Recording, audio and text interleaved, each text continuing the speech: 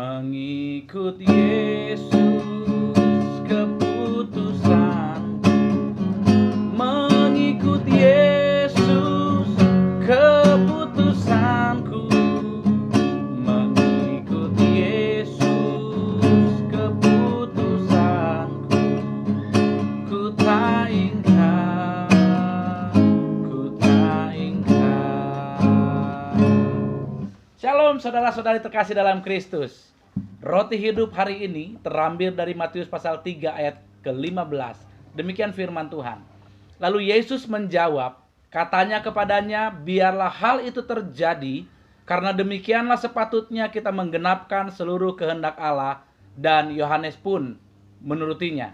Dalam bahasa Yunani, apokrites de o Yesus eipen pros auton aves, arti autos gar prepon estin emin plerosai pasan dikayosunen tote aviesin auton.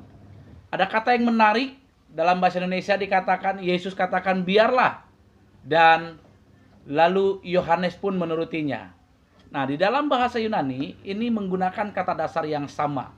Yesus mengatakan aves, yaitu dengan kata kerja imperatif aoris aktif. Artinya apa? Aku telah merelakannya. Dan di Yohanes dikatakan aviesin, yaitu kata kerja indikatif.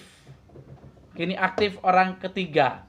Dan Yohanes pun telah dan sedang merelakannya. Apa yang menjadi bagian kita? Kita lihat di sini ketika Yesus tahu bahwa dia harus dibaptis, dia katakan aku telah merelakannya, dibaptis oleh Yohanes. Kenapa? Supaya seluruh rencana Allah digenapkan dalam kehidupannya. Apa yang kita pelajari? Yaitu ketika kita rela, ketika kita mau, ketika kita ikhlas merelakan diri kita, dibaptis, merelakan diri kita untuk melayani Tuhan, maka kita juga akan mengalami penggenapan seluruh kehendak Allah dalam hidup kita. Yang kedua, ketika kita merelakan diri kita seperti Yesus merelakan dirinya, maka Tuhan akan datang memberikan pengurapan kepada kita.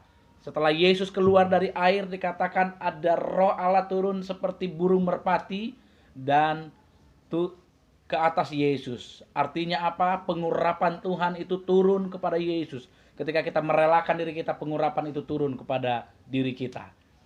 Dan yang ketiga, setelah Yesus dibaptis merelakan dirinya, terdengar dari sorga suara berkata, inilah anakku yang kukasihi, kepadanya lah aku berkenan.